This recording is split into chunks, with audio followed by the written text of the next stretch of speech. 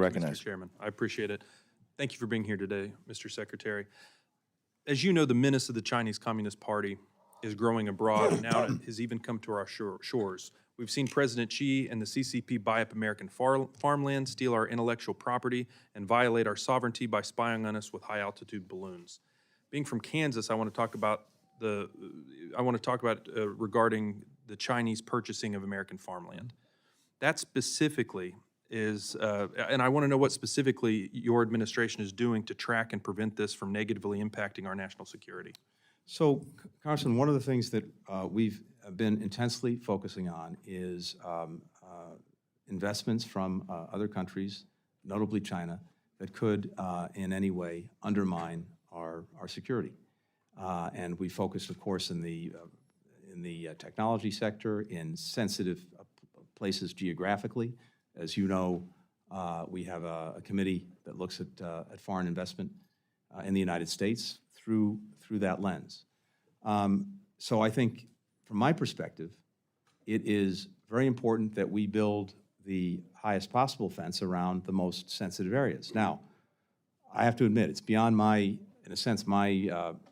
province, my expertise, when it comes to much broader investments, particularly, for example, in farmland. I can see, obviously, the merits and importance of continuing to generate foreign investment, including from China, if it's beneficial to our economy, beneficial to our farmers, et cetera.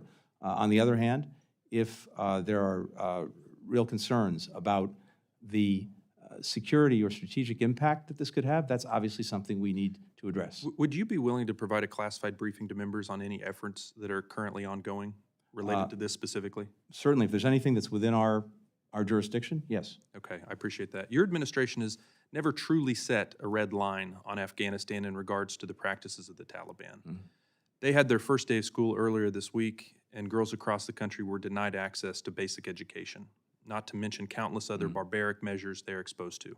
What measures are you taking to ensure that no U.S. funding ends up in the hands of the Taliban or is used to further the goals of their brutal regime?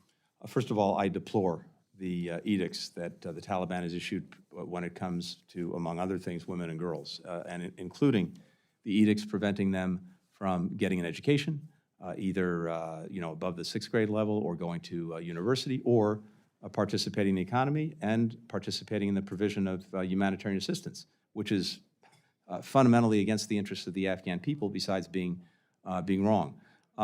When it comes to that, first, I think we've been very clear that to the extent the Taliban is looking for any kind of more normal relationship with any country around the world, if this continues, it's simply not going to happen.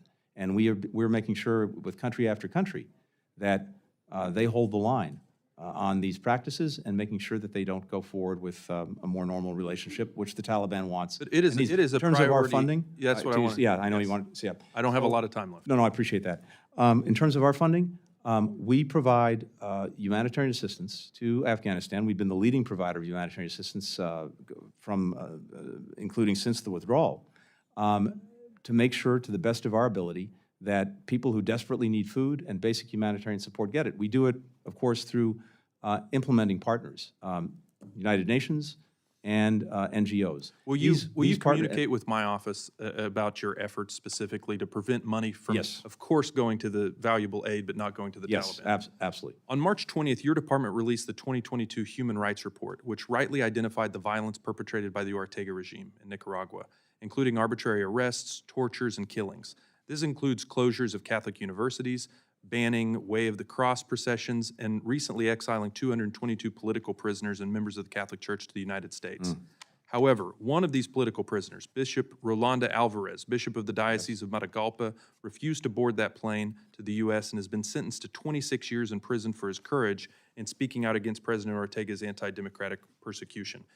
They don't know what prison he is in now. His family can't communicate with him now. Is Ambassador Sullivan in Managua taking any concrete action to secure the release of Bishop Alvarez? Yes, we are. Are you familiar with this? I'm very familiar with it. In fact, those who were released, I met with a number of them at the State Department when we got them to the United States. I'm very glad that they're out of jail where they never should have been in the first place. It's deeply unfortunate, of course, that they were expelled from their own country. and can't continue to live and work freely there, but at least I'm glad they're out of prison. Bishop Alvarez, exactly as you said, chose not to do this. I have deep admiration for him, and our embassy is tracking this, and I am tracking this.